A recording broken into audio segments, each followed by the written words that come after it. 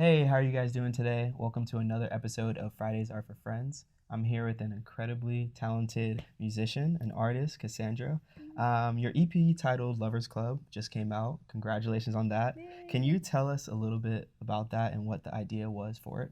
Yeah, it's really cool. This is my first body of work, which is really beautiful because it kind of tells the story of like me falling in love with like my now husband, which is crazy because we just had our wedding and then we got engaged. So it's like actually a really beautiful chapter from like a timeline standpoint. But in terms of the music, um, yeah, we just kind of wrote these songs throughout our relationship, whether we were dating or engaged.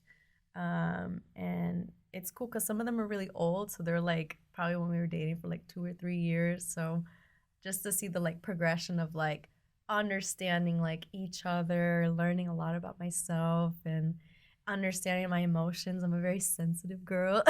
So I think like a lot of these songs like Don't You Know, or this like internal conflict of like wanting to be loved and wanting Mhm. to express it and wanting to see like how the other person feels. And then songs like Prom Queen, where it's like this really ushy gushy feeling of love and just meeting them and being really excited. So I feel like to me, Lovers Club feels like the journey of like falling in love and Yeah. like truly like our experience of like meeting each other and like getting to know each other and deepening our relationships. So I'm excited for February because we'll have the full EP of Lovers Club, and that gives a more in depth of the songs because this one is only five, so it'll be really exciting for everyone to kind of dive into that story. Yeah. So And I yeah, heard you say like we create together. What is that process like creating with yeah, a significant other? yeah. Creating with my husband is so easy.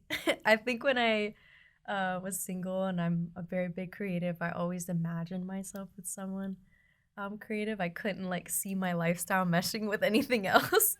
So yeah, I think like writing songs just comes really natural. I'll either write in the shower or have like a line or something that I'm like, oh, I really love this. Or most of the time it's usually hooks for me. I'll kind of like think of a hook and then I'll go to him and I'm like, hey, like, what do you think? Do you feel like I could flesh this out with like a verse? And so we'll just kind of like sit in the studio in our apartment and put together like some references, some ideas, sit on it, maybe like wait 2 or 3 days, and then we're like, okay, wait, this is it, and then we'll kind of teamwork some maybe phrases or lines that he'll hold me accountable. Like, I think you can do better than this, which is really nice to have like someone who loves you and know that like you can push yourself to like write something better or maybe something more cohesive with the song.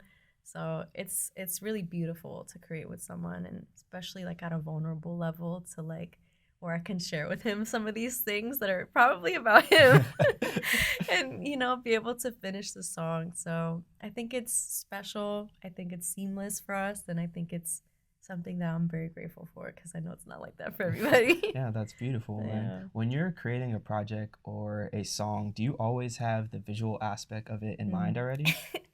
It's like funny because sometimes yes, sometimes no. I think like early on in like my songs, like songs for like Very Well, Limolo, Cuida, I think those songs were very visual to me. So when we wrote them and we sat with like the production and we were like, finishing up some of the verses, to me, I felt like the visual already kind of formed in my head. I think something like Don't You Know and 408 was a little bit more in the moment and kind of had to develop it a little bit more. But I would say a great example is Very Well. Very Well was my first song. It's my baby. And with that visual, when we wrote the song was a love letter to myself at the time. I used to be really insecure and I kind of struggled with like self confidence. So we had wrote Very Well in the pandemic, and I was like, this is gonna be a song, a love letter to myself, and one day I'm gonna feel like these lyrics.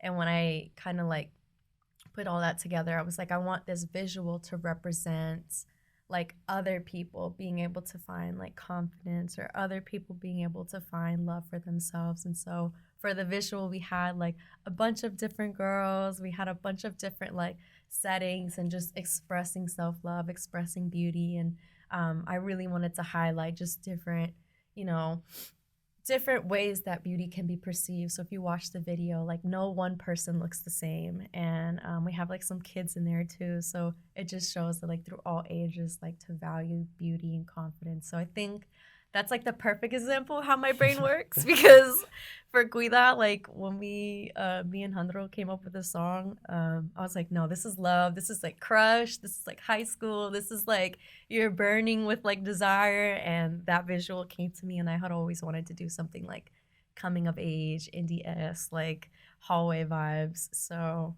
I think like it depends, but for the most part, yes, I'm visually inclined to the to the music. Yeah, you honestly like hit that visual like perfectly. Oh, For real. thank you. Like when we saw that, we were like, and just to also know that your creative mind was behind that too, just definitely wraps it together. Yeah. So you also have a lot of plans for your career that you're talking about off mic. Yeah. What and how do you envision your career progressing in the next year? Yeah, so I think for me, my career feels like stepping into a more consistent version of music.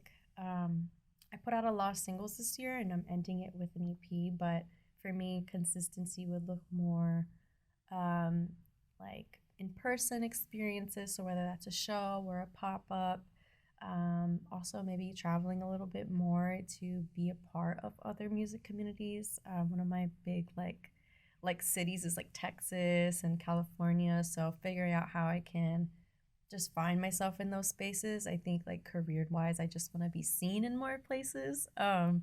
It's been really awesome because I've had such a great support here in Atlanta with Oye.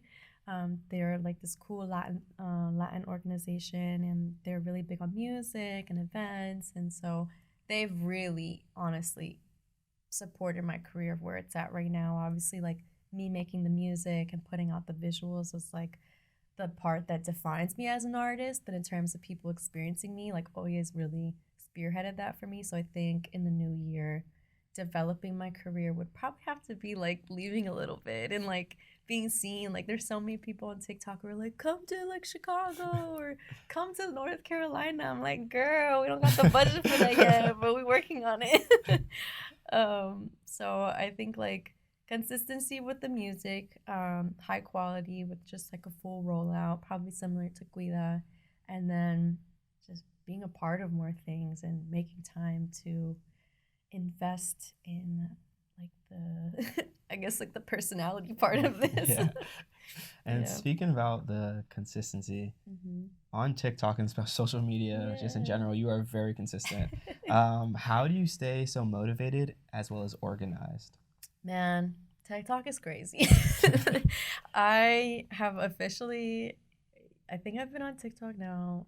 I started TikTok 2020, but it wasn't anything serious. 2022 was more defined and posting consistently. But I would say that TikTok has been a monster. I mean, like you just have to learn the algorithm. Like you gotta learn how to keep up.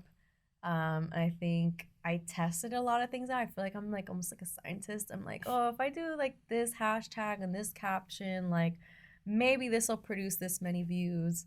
And then I would probably say the end of last year, that's when I started looking into like, okay, I need to niche myself so that like the algorithm can really show me to the type of listeners that I want to like get. So I would kind of look up like indie pop or Latin indie pop, or I'd be like bedroom Latin indie pop, and I'd get really specific of like quirky bedroom pop. And so I would see like what other creators were posting or other artists, and I'll kind of see like, oh, these hashtags give them, they generate like 2,000 views, or, this genre of music, they really like when the caption is a little bit more like human, or it feels a little more like internet lingo.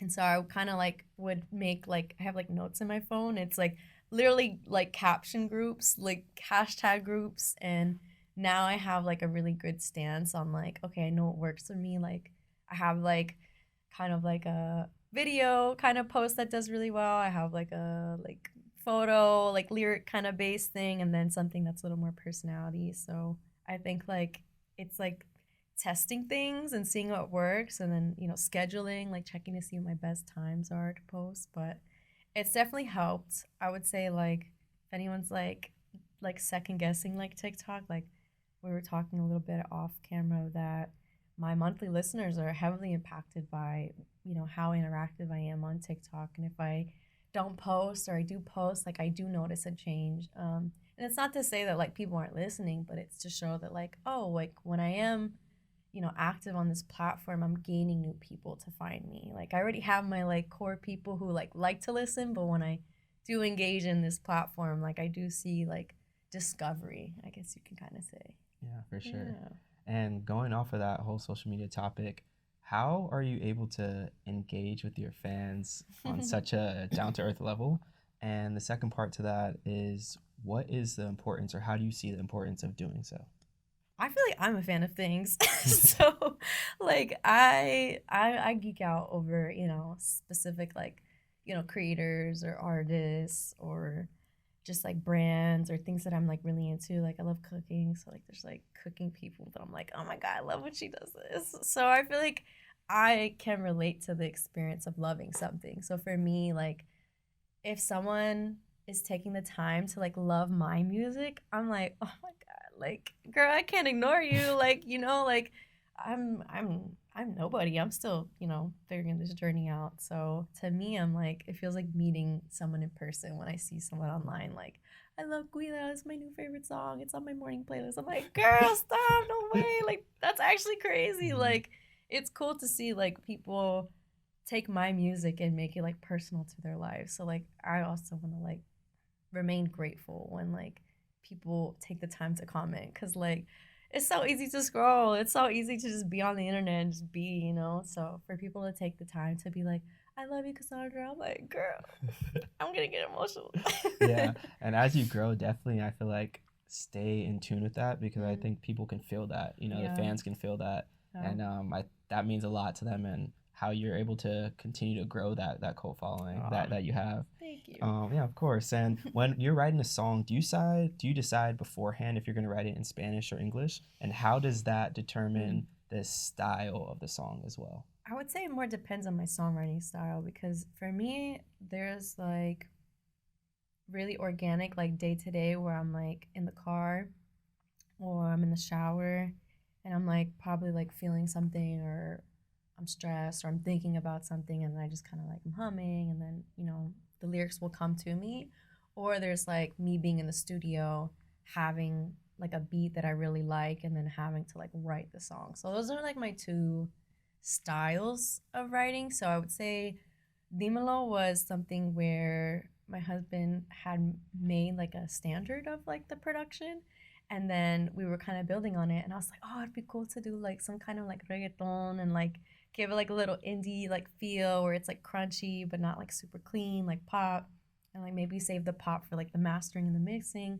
And so with that one naturally came out like Spanglish, like bilingual, because we had made the hook first, so it was like so we had the hook, and then I was like, for me, I'm Puerto Rican but born in like Orlando, Florida. So for me, like,